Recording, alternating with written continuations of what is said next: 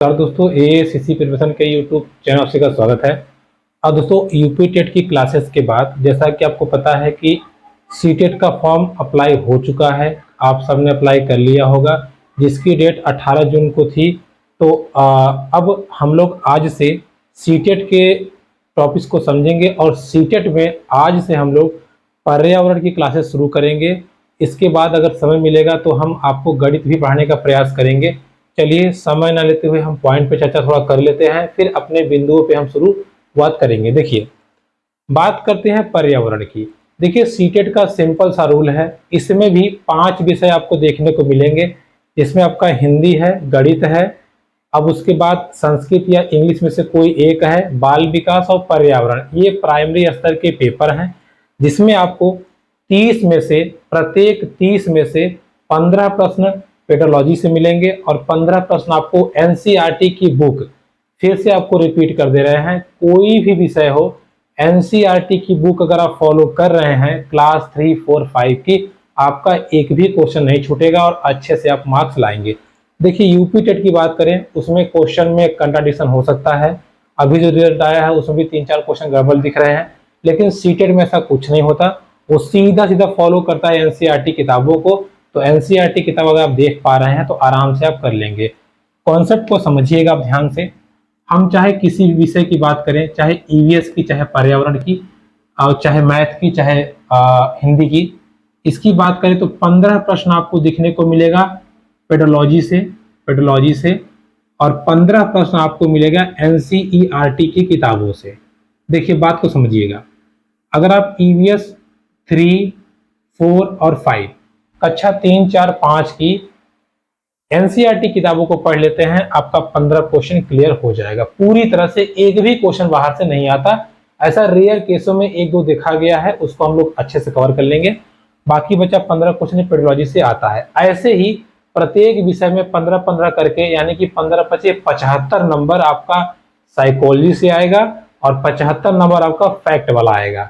तो plus point यही है, अगर आपने अपनी स्किल को डेवलप कर लिया, अपनी समझ को बना लिया, तो आप सीटेट को बहुत आसानी से क्वालिफाई कर जाएंगे कंपैरिजन टू यूपी टेट। ठीक है, तो सीटेट बहुत ही आसान है। आज से हम लोग शुरुआत कर रहे हैं ईवीएस यानी कि पर्यावरण की। इसमें हम आपको दोनों एनसीईआरटी बुक का निचोड़ प्लस पेडोलॉजी अच्छे समझाएंगे। मेरे खुद के 29 नंबर थे, एक बार नहीं, मैंने 2 बार एग्जाम दिया है, एक बार 28, एक बार 29। अब आप कहेंगे कि हम पढ़ने में तेज है, ऐसा कुछ नहीं है। आप केवल जितना हम करा रहे हैं उतना कर लीजिए, उसके एक्स्ट्रा बिल्कुल नहीं आएगा। आप आराम से क्वेश्चन को क्वालिफाई कर जाएंगे। या फिर आप पढ़ने के बाद देखेंगे, जब आप प्रीवियस ईयर क्वेश्चन सॉल्व करेंगे तो सबके सब क्वेश्चन आपको मिलेंगे। हाँ, ये मानते हैं क्वेश्चन हो सकता है बड़ा कर दे आपको कंफ्यूज करने के लिए, बट एक भी क्वेश्चन एनसीईआरटी किताब से बाहर नहीं आता। एक दो कभी कभार आए हुए हैं, बट मोस्ट ऑफ द 99% आपका एनसीईआरटी फॉलो करता है। ठीक है, ये छोटी सी बात आपसे कहनी थी। अब हम शुरुआत करेंगे किसकी? पर्यावरण की। अब ध्यान समझिएगा। चलिए दोस्तों, आइए आज से हम लोग पर्यावरण अर्थात ईवीएस के पॉइंट को समझते हैं और एक एक पॉइंट को पूरा कवर करके चलेंगे, ताकि एग्जाम में आए हुए कोई भी प्रश्न हमसे छूटे ना। देखिए, सबसे पहला टॉपिक जो है पेडोलॉजी से हम लोग स्टार्ट कर रहे हैं। जो पहला पॉइंट है या जो पहला पॉइंट टॉपिक है वो है आपका ईवीएस या कह लीजिए पर्यावरण की अवधारणा। ईवीएस की अवधारणा, अगर इंग्लिश में कहें तो कॉन्सेप्ट ऑफ ईवीएस। पहला पॉइंट यही है। अगर आप सिलेबस देखेंगे, चूंकि इसका सिलेबस इंग्लिश में है, तो पहला है ईवीएस की अवधारणा या कॉन्सेप्ट ऑफ ईवीएस। देखिए, बात करें अवधारणा की, अवधारणा से तात्पर्य यह है कि ईवीएस या पर्यावरण सिलेबस में कहां से आया, कब आया, तथा ये किन किन बातों पे फोकस करता है या किन किन बातों पे ये प्रकाश डालता है। देखिए, शुरुआत हुआ 1975 से। 1975 से जब वैश्विक रूप में पर्यावरण को समझा जाने लगा या देखा जाने लगा, तब हमारे शिक्षाविदों को यह जरूरत महसूस हुई कि हमें भी पर्यावरण के प्रति जागरूकता रखनी है और उससे संबंधित चीजों को बच्चों को पढ़ाना है, ताकि आगे चल के वो पर्यावरण के प्रति संवेदनशील बन सके। धीरे धीरे जब हमारी राष्ट्रीय शिक्षा नीति 1986 आई, उसमें भी कुछ बातें कही गई। फिर एनसीएफ 2000 आया, उसमें कुछ बातें कही गई। फाइनली एनसीएफ 2005, कौन सा? एनसीएफ 2005। ध्यान दीजिएगा, इसके पहले ऐसा नहीं है चर्चा नहीं हो रहा था, चर्चा हो रहा था, बट एनसीएफ 2005 पूरी बात करें तो नेशनल करिकुलम फ्रेमवर्क, राष्ट्रीय पाठ्यचर्या की रूपरेखा 2005, इसके अनुसार अब इसने कहा कि देखो भाई, ईवीएस जो भी है, एक एक पॉइंट समझिएगा। इसके अनुसार ईवीएस बच्चों के प्राकृतिक प्लस बच्चों के सामाजिक प्लस बच्चों के सांस्कृतिक, प्राकृतिक, सामाजिक और सांस्कृतिक, इन तथ्यों को बच्चों के वास्तविक जीवन से जोड़ देना ही पर्यावरण होगा। अर्थात एनसीएफ 2005 के अनुसार कहा गया कि पर्यावरण जब भी बच्चों को पढ़ाया जाए, जैसे भी पढ़ाया जाए, उसका मुख्य उद्देश्य यही हो कि बच्चे प्राकृतिक रूप से, सामाजिक रूप से और सांस्कृतिक रूप से पर्यावरण के प्रति संवेदनशील हो या पर्यावरण के प्रति जागरूक हो। ठीक है, तो प्राकृतिक, सामाजिक, सांस्कृतिक और आप कह लीजिए कि इन तीनों के सम्मिलित रूप से बच्चे क्या हो, जागरूक हो या पर्यावरण के प्रति संवेदनशील बन सके, ऐसा कहा था एनसीएफ ने। ठीक है, इसने कुछ और महत्वपूर्ण बातें कही थी, किसके विषय में, पर्यावरण के विषय में। क्या क्या कही थी हम समझते हैं। देखिए, पहली बात, इसने कहा कि हमारा पर्यावरण का जो पाठ्यक्रम होगा या जो बच्चे पढ़ेंगे वो एकीकृत होगा। क्या होगा, एकीकृत पर्यावरण। अब ये एकीकृत का क्या संदर्भ है हम समझाते हैं आपको। देखिए, इसमें यह कहा गया, बहुत ध्यान समझिए, एक एक पॉइंट बहुत जरूरी है। इसमें यह कहा गया कि क्लास 1 और 2, क्लास 1 प्लस 2, कक्षा 1 और 2 के छोटे बच्चे होते हैं, उन पे हमें ज्यादा बोझ नहीं डालना है, इसलिए कक्षा 1 और 2 में पर्यावरण की कोई किताब नहीं चलेगी। उनको भाषा और गणित के माध्यम से ही पर्यावरण सिखाया जाएगा। किसके माध्यम से, भाषा और गणित के माध्यम से। आज भी हम देखें तो हमारा जो निपुण भारत मिशन चलता है उसमें भाषा और गणित पे जोर देता है, और जो छोटे बच्चे हैं कक्षा 1 और 2 के, उनमें पर्यावरण की कोई पुस्तक नहीं है, केवल भाषा और गणित की पुस्तक है। और उसी में कभी जानवरों का जिक्र है, कभी नदी तालाब का जिक्र है, कभी कहा गया कि एक जंगल है, कभी कहा गया एक शेर था। अर्थात संख्या और हिंदी भाषा दोनों का समावेशन करके जानवरों के नाम, पक्षियों के नाम, या कह लीजिए कि तालाब के नाम, अलग अलग वेशभूषा के नाम, शहर के नाम, उस शहर की विशेषताओं के नाम सम्मिलित करके पर्यावरण से जोड़ने का प्रयास किया जाता है। और एक बात और, इस स्टेज पे कहीं भी बच्चे को यह अनुभव नहीं होता कि हम पर्यावरण पढ़ रहे हैं। अर्थात बच्चों को भाषा और गणित के माध्यम से उन्हें प्राकृतिक माहौल दे करके पर्यावरण सिखाए जाने की बात एनसीएफ 2000 कहता है। ठीक है, अब दूसरी बात समझ में आ गया, क्लास 1-2 में पर्यावरण की कोई पुस्तक नहीं होगी। इसमें पर्यावरण भाषा और गणित के माध्यम से पढ़ाया जाएगा बच्चों को एक प्राकृतिक माहौल में। दूसरी बात इसमें कहा एनसीएफ ने, क्लास 3, 4 और 5, क्लास 3 और 4, 5 में ईवीएस की एक अलग से किताब होगी। ईवीएस की एक अलग से किताब होगी। यहां क्या हुआ कि 2005 के पहले चलता था कि हम लोग पर्यावरण में सामाजिक विज्ञान अलग पढ़ते थे, विज्ञान अलग पढ़ते थे। तो 2005 ने कहा नहीं यार, ये गड़बड़ है, दोनों को मिलाओ। तब ईवीएस एनसीएफ 2005 ने कहा कि कक्षा 3, 4, 5 में एक पर्यावरण की किताब चलेगी जो विज्ञान प्लस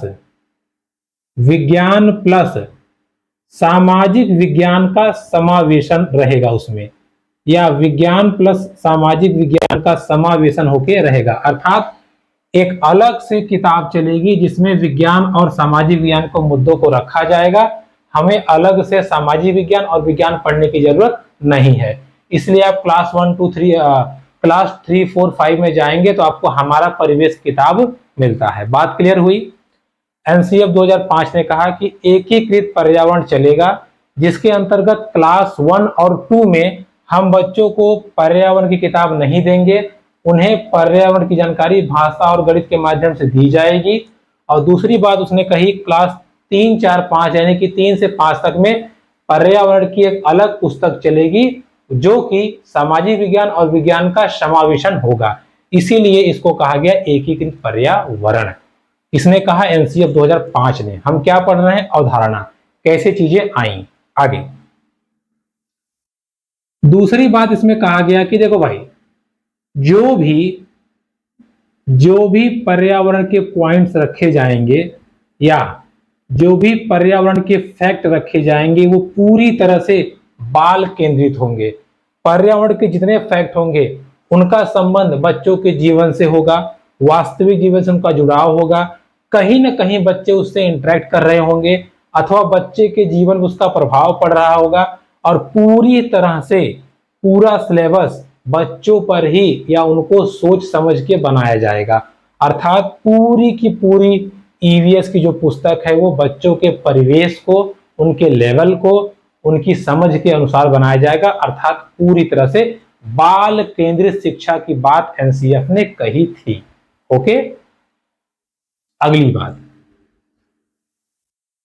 तीसरी बात देखिए, तीसरी बात इसमें कहा गया कि जो भी पर्यावरण के जो भी फैक्ट्स होंगे, जो भी पॉइंट्स होंगे, उनका वास्तविक जीवन से जुड़ाव होना चाहिए। यानी कि हम इसमें जो भी टर्मोलॉजी रखेंगे, सिलेबस में हम जो भी पढ़ेंगे, बच्चा कहीं ना कहीं उन चीजों को देखा रहेगा या कहीं ना कहीं उसका उससे संबंध रहेगा। जैसे पहला टॉपिक अगर आप देखें कक्षा 3 की पुस्तक में, उसमें रखा गया है परिवार, तो बच्चा परिवार में तो पैदा होता ही है।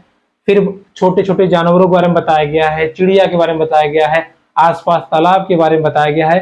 तो अर्थात कहने का मतलब यह है कि बच्चे को छोटी छोटी चीजों से जो वो आसपास देखता है, जिनसे वो डायरेक्ट इंटरेक्ट कर पाता है, उनसे जोड़ते हुए पर्यावरण का विकास या पर्यावरण का सिलेबस बनाया गया है।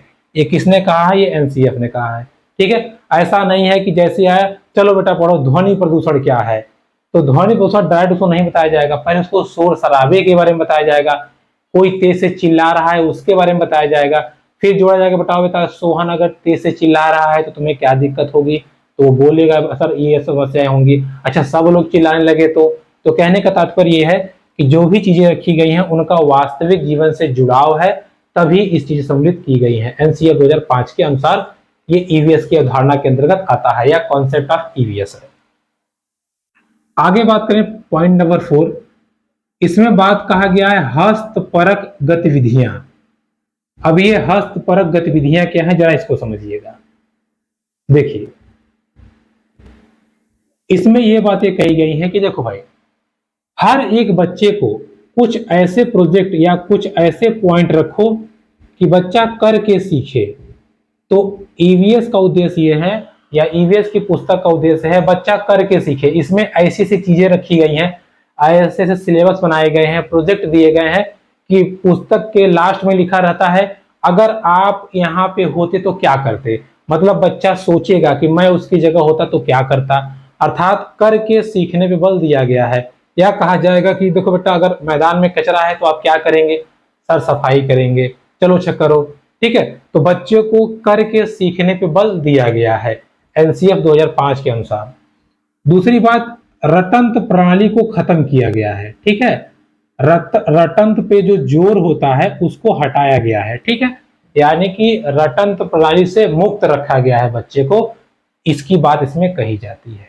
ठीक है, कोई दिक्कत नहीं है। देखिए बात को समझिए, एनसीएफ 2005 ने किन किन बातों को कही थी उसको हमें समझना है और उसको हमें अच्छे से निकालना है। ठीक है, चलिए आगे बढ़ते हैं। अगला आपका है आखिरी पॉइंट, सहानुभूति और संवेदनशीलता।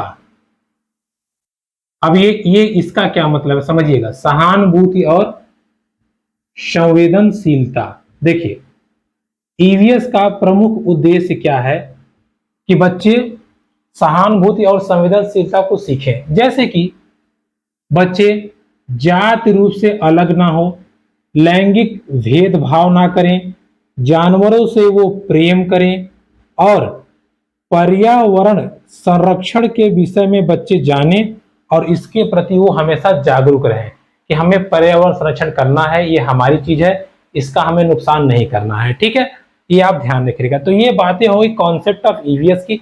यहां से आपको बहुत प्रश्न पूछे जाते हैं और सबसे ज्यादा प्रश्न यहां से पूछा गया है कि क्लास 1-2 में कैसे पढ़ाते हैं। तो आपको कभी भी कंफ्यूज कर देगा, कह देगा संदर्भगत वातावरण में पढ़ाते हैं तो उसको पकड़िएगा। कभी कभी आपको क्लास 1 भाषा और गणित नहीं देगा, डायरेक्ट पूछ लेगा, तो आप फंसिएगा मत, आराम से चीजों को निकाल लीजिएगा।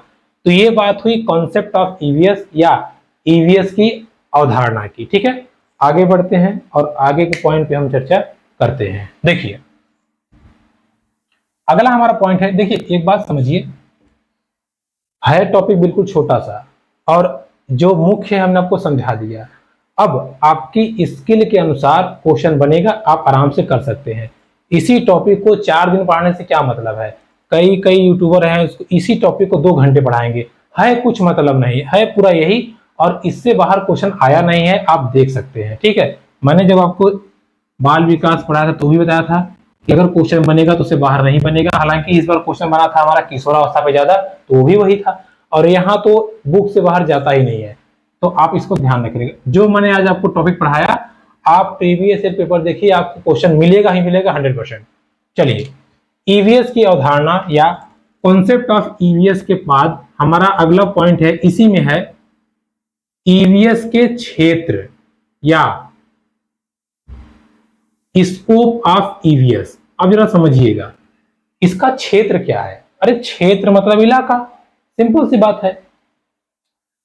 तो पर्यावरण का कौन सा इलाका है या पर्यावरण के कौन से क्षेत्र हैं जिसको हमें यहां पढ़ना है या जिसको हमें सीटेट के टॉपिक में डिस्कस करना है।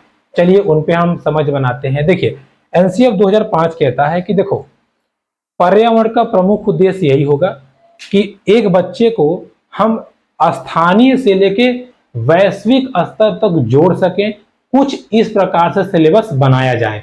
अर्थात बच्चा सबसे पहले अपने परिवेश से परिचित हो, फिर धीरे धीरे धीरे समाज से हो जाए, फिर धीरे धीरे वैश्विक स्तर पे जाए। जैसे पहले बच्चा परिवार को जान ले, आस पड़ोस को जान ले, गांव को जान ले, अपने क्षेत्र को जान ले, फिर अपने प्रदेश को जान ले, देश को जान ले, फिर विदेश को जाने, और उसके साथ साथ पर्यावरण में कहां कहां क्या क्या डिस्टर्बेंस हो रही है उन चीज को बच्चा सीखे। इसी चीज को समझाने के लिए, क्योंकि हम पढ़ रहे हैं छोटे बच्चों के लिए, तो प्राथमिक स्तर पर, किस स्तर पर, प्राथमिक स्तर पर, प्राइमरी लेवल पर, प्राथमिक स्तर पर पूरे के पूरे संपूर्ण पर्यावरण को, पूरे के पूरे ईवीएस को 6 थीम्स में बांटा गया है। अब ये ध्यान दीजिएगा, बहुत जरूरी है, 6 थीम्स में बांटा गया है। अब वो 6 थीम्स कौन कौन से हम समझेंगे। संपूर्ण पर्यावरण को एनसीएफ ने कहा है कि 6 थीम में बांट दो। ठीक है, तो ये 6 थीम कौन कौन से हैं आइए समझते हैं। देखिए, और यही पूरा 6 थीम क्लास 3, 4, 5 की किताब में आपको मिलेगा, जहां से क्वेश्चन आपको पूरा पूरा ईवीएस में बनते हैं। देखिए सबसे पहले बात की गई है परिवार एवं मित्र की। देखिए आप कंफ्यूज मत होइए, जरा भी परेशान मत होइए, ये आपको तुरंत याद होगा। ठीक है, सबसे पहले बात कही गई है परिवार एवं मित्र की। उसके बाद दूसरी बात कही गई है, परिवार एवं मित्र के बाद में दूसरी बात कही गई है बच्चों को भोजन के विषय में। ठीक है, दूसरा थीम क्या है, भोजन, और तीसरा थीम क्या है, जल। इसके बाद चौथा थीम आपका क्या है, आवास। क्या है, आवास। पांचवा थीम क्या है, यात्रा। और छठा थीम क्या है, चीजें जो हम बनाते हैं, चीजें जो हम बनाते हैं। ठीक है, अब इनको हम एक ट्रिक बता रहे हैं, पर्यावरण की 6 थीम्स को कैसे आप याद रखेंगे, एक बेहद ही आसान ट्रिक, आराम से आप याद कर लेंगे। अब आप समझिए एक छोटा बच्चा है। ठीक है, जब छोटा बच्चा जन्म लेता है या आप हम हुए, सबसे पहले जब हम जन्म लिए तो हमने आंखें खोली तो हमने किसको पाया, तो सबसे पहले हमने पाया माता को या पिता को, यानी कि सबसे पहले हमारा आता है परिवार और परिवार के सदस्य, यानी कि जो हमारे मित्र का काम करेंगे। तो परिवार और मित्र क्लियर हुआ। परिवार साथ आपको मित्र जोड़ लेना है। पहला ही क्या हुआ, परिवार। इसके बाद जब जन्म लेता है बच्चा, जन्म लेते ही वो रोने लगता है और जैसे ही रोएगा माता उसको तुरंत दूध पिलाती है, यानी कि भोजन। तो दूसरी आवश्यकता हुई भोजन। अब भोजन के साथ तीसरी आवश्यकता जल। ठीक है, जल। अब जल हो गया। अब परिवार में जन्म लिया है तो भाई खुले में तो रहेगा नहीं, ठीक है, कहीं ना कहीं तो रहेगा, झोपड़ी में, तंबू में, महल में, बिल्डिंग में। तो चौथा आपका हुआ आवास। ठीक है, जब यही बच्चा थोड़ा बड़ा होता है तो पैर पैर चलता है, कभी इधर जाएगा कभी उधर आएगा, उसके पापा से गोद में लेके जाएंगे बाजार, कभी चलेंगे चलो फुल्की खिला दें, चलो मेला घुमा दें, यानी कि यात्रा। अगली पॉइंट बच्चे की होगी यात्रा। और फिर आखिरी है, जब बच्चा मेले में जाएगा तो कुछ चीजों को देखेगा, हमको ये खिलौना चाहिए, हमको ये ट्रेन चाहिए, मिट्टी का खिलौना चाहिए। तो वो सब कहाँ से आए, या छोटा बच्चा पूछेगा हम भी बना सकते हैं, अर्थात चीजें जो हम बनाते हैं। क्लियर हुआ। तो एक सिंपल सी ट्रिक के अनुसार आपने 6 थीम्स को याद कर लिया। आंखें बंद कीजिए, एक बार दोहराइए, आंखें बंद। अच्छा, हम लोग कहाँ पैदा होते हैं, सबसे पहले परिवार में, पहला थीम। उसके बाद जब परिवार में बच्चा आता है, उसको भूख लगती है, मम्मी दूध पिलाती है, भोजन, भोजन साथ जल। अब परिवार में आया है, परिवार कहीं तो रहता होगा, आवास। फिर आवास के बाद जब बच्चा थोड़ा बड़ा होता है, घूमता फिरता है, यानी कि यात्रा। और लास्ट आपका है चीजें जो हम बनाते हैं। ये 6 थीम पे हमें काम करना है। अब चलिए इनमें थोड़ी बहुत चर्चा हम कर लेते हैं। पहला देखिए, परिवार और मित्र को फिर उप थीम्स में बांटा गया है। ध्यान दीजिएगा, थीम्स 6 ही है लेकिन उपवर्ग में बांटा गया है। जैसे पहला है इसमें रिश्ते, कहते हैं आपसी संबंध। अरे भाई, जब वो परिवार में आएगा तो संबंध तो बनेगा ही, कोई चाचा होगा, कोई मामा होगा, कोई नाना होगा, ठीक है। तो पहला आपसी संबंध हुआ पहला। और दूसरा इसमें है कार्य एवं खेल। तो बच्चा जिस परिवार में जाएगा वहां के कार्य और उसमें जो भी खेल होता होगा वो स्वाभाविक रूप से सीख लेगा। तीसरा इसमें रखा गया है पौधों को, पौधे। और चौथा रखा गया इसमें जानवर। किसको, जानवर को। अब जरा समझिएगा, अब देखिए पर्यावरण का रूप आपको समझाते हैं। ये 6 थीम में कितनी चीजों को समाहित किया है। पहला परिवार और मित्र। अब देखिए इन रिश्तों में अगर आप क्लास 3, 4, 5 की बुक देखेंगे तो जैसे मामा को, नाना को, नानी को, इनमें रिश्तों को समझाया गया है। साथ ही साथ विभिन्न राज्यों में मम्मी क्या बोलते हैं, जैसे महाराष्ट्र में मम्मी को आई बोलते हैं, गुजरात में कुछ और बोलते हैं, और आप कहेंगे पंजाब में कुछ और बोलते हैं, हमारे यूपी में कुछ और बोलते हैं। तो विभिन्न रिश्तों के नामकरण अलग अलग राज्यों में क्या है, ये बच्चों को सिखाने के उद्देश्य से ये रखा गया है। अलग अलग राज्यों में कौन कौन खेल फेमस है, क्या क्या उपलब्धि किसने हासिल की है, कौन कौन खिलाड़ी हैं जिन्होंने वैश्विक स्तर पे हमारा नाम कमाया है, ये हो गया कार्य और खेल में। फिर पौधों के बारे में बताना है कि पौधे भोजन कैसे बनाते हैं, पौधों की क्या उपयोगिता है, वो भोजन स्वयं बनाते हैं, कौन कौन पौधे हमारे लिए उपयोगी हैं, कौन कौन ऐसे पौधे हैं जो शाकाहारी हैं, कौन मांसाहारी हैं। फिर जानवरों के विषय में बताया गया है, किन किन जानवरों की कुछ प्रमुख विशेषताएं होती हैं, कौन जानवर ऐसा है जो ज्यादा देख पाता है, कौन कम देख पाता है। तो तमाम चीजों को छोटे छोटे रूप में समाहित करके रखा गया है ताकि बच्चे सीखें। तो आप देखिए क्या पर्यावरण से जुड़ाव नहीं हो रहा है, बिल्कुल हो रहा है। बात करें भोजन की। अब भोजन में ये रखा गया है कि भोजन का स्रोत क्या होता है, यानी कि भोजन कहाँ से मिलता है, भोजन की हमें आवश्यकता क्यों होती है, अलग अलग राज्यों में भोजन कैसे कैसे होते हैं, किस किस प्रकार के भोजन होते हैं, क्या क्या खाया जाता है, उन्हें कैसे उगाते हैं, ये सब भोजन वाले टॉपिक पे रखा गया है।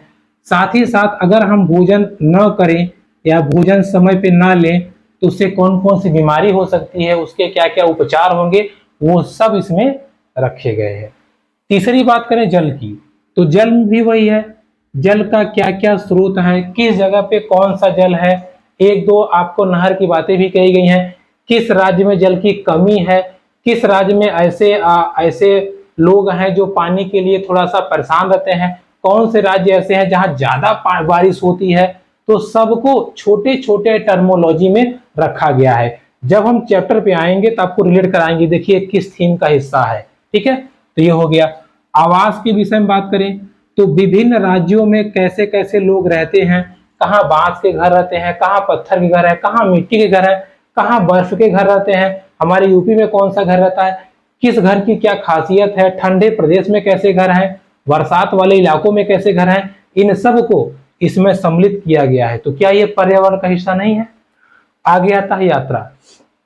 यात्रा में ये रखा गया है कि एक बच्ची इसमें यात्रा करती है, वो कहाँ कहाँ जाती है सबको बताया गया है, कौन कौन से महत्वपूर्ण स्थान है बताया गया है, उन स्थानों की महत्वपूर्ण विशेषताएं क्या है बताया गया है, और उसके साथ साथ उन स्थानों पे क्या कौन से विशेष जानवर पाए जाते हैं, कौन सी विशेष औषधि पाई जाती है, सबका समावेशन इसमें किया गया है। आखिरी आपका है चीजें जो हम बनाते हैं। अब चीजें जो हम बनाते हैं इसमें सब कुछ आ जाता है, जैसे कोई विशेष, जैसे कि मान लीजिए कोई विशेष आदमी कोई बढ़िया चित्रकार है, कोई जैसे बिहार की मधुबनी पेंटिंग है, उत्तर प्रदेश में अगर आप कहें तो कालीन नगरी है, बनारस की साड़ियां हैं, ये सब चीजें फेमस जहां जहां की कुछ प्रमुख चीजें हैं, इनको भी सिलेबस में रखा गया है और हमको वही केवल पढ़ना है, उसके एक्स्ट्रा कुछ नहीं पढ़ना है। क्लियर हुआ? तो दोस्तों जब ये 6 थीम हम माइंड में रखेंगे तब, और जब हम एनसीईआरटी किताबों का अध्ययन करेंगे तब हम पाएंगे कि वाकई ये पूरे 6 थीम को उसमें समावेशित किया गया है, जिसे हम कहते हैं पर्यावरण की थीम्स। क्लियर हुआ? तो ईवीएस का क्षेत्र ये है। तो आप बताइए एक छोटे बच्चे के लेवल पे क्या ये पर्याप्त नहीं है? अभी जब आप पढ़ेंगे तो आपको लगेगा हाँ इनफ है, लेकिन इतने आसान तरीकों से बताया गया है ना, सभी प्रमुख जानवरों की विशेषताओं के बारे में बताया गया है, चींटियों के बारे में बताया गया है, चिड़िया के बारे में बताया गया है, सब चीजों को समावेशित करके रखा गया है पेड़ पौधों के बारे में, ताकि बच्चे सीखे। तो प्रमुख 6 थीम क्या है आपको क्लियर हुआ? ओके, आगे अब आपको आ गया कि ईवीएस क्षेत्र की महत्वता या उद्देश्य क्या है। मतलब ये जो इतना चीजें रखी गई हैं इनका क्या उद्देश्य है, जरा ये समझाइए। ठीक है, तो पहला उद्देश्य तो यही है कि प्रत्येक बच्चे को स्थानीय से लेके वैश्विक स्तर पर पर्यावरण की जानकारी दी जाए। ठीक है, स्थानीय से लेके वैश्विक स्तर पर पर्यावरण की जानकारी दी जाए। दूसरी बात यह है कि बच्चे पर्यावरण के प्रति संवेदनशील हों। ठीक है, और बच्चे समाज के प्रति भी संवेदनशील हों। ठीक है, ये कुछ प्रमुख उद्देश्य आपको बताए गए हैं। ठीक है, आगे देखिए, समाज के प्रति संवेदनशील हो। ठीक है, शील नहीं, संवेदनशील हो। क्लियर हुई बात? दोस्तों हमारा पेडोलॉजी यानी कि शिक्षा शास्त्र का 2 पॉइंट यहीं पे समाप्त होता है। देखिए इसके अतिरिक्त आपको ना पढ़ना है ना कहीं पे वीडियो देखना है। अगर आप देखते हैं तो आपका अपना समय गंवाएंगे। बस इतना ही है, आप क्वेश्चन मिलाइएगा। हर पेपर में ये 2 टॉपिक से ही आपको 1-2 क्वेश्चन मिलेंगे ही मिलेंगे, आप आज और अभी मिला लीजिएगा। तो दोस्तों ये रही हमारी पहली क्लास, जिसमें हम लोगों ने ईवीएस की अवधारणा, कॉन्सेप्ट ऑफ ईवीएस और स्कोप ऑफ ईवीएस को देखा। हमारा शिक्षा शास्त्र ईवीएस का पहला पॉइंट क्लियर होता है। इसके आगे हम लोग अगली वीडियो में चर्चा करेंगे। वीडियो पसंद आती है दोस्तों में जरूर शेयर कीजिएगा। जैसे मैंने आपको यूपीटी में कहा था वैसे सीटेट में कह रहे हैं, एकदम टाइम पे आपका सिलेबस समाप्त हो जाएगा और हम प्रीवियस ईयर के प्रश्नों को भी पूरा कवर कर देंगे ताकि आपकी अच्छी तैयारी हो। और इस विषय में पूरी उम्मीद है कि आप 28 प्लस या कह लीजिए 30 on 30 भी आप गेट कर सकते हैं। बस आप क्लास में बने रहिएगा। तो मिलेंगे आपसे अगली वीडियो में, तब तक के लिए नमस्कार।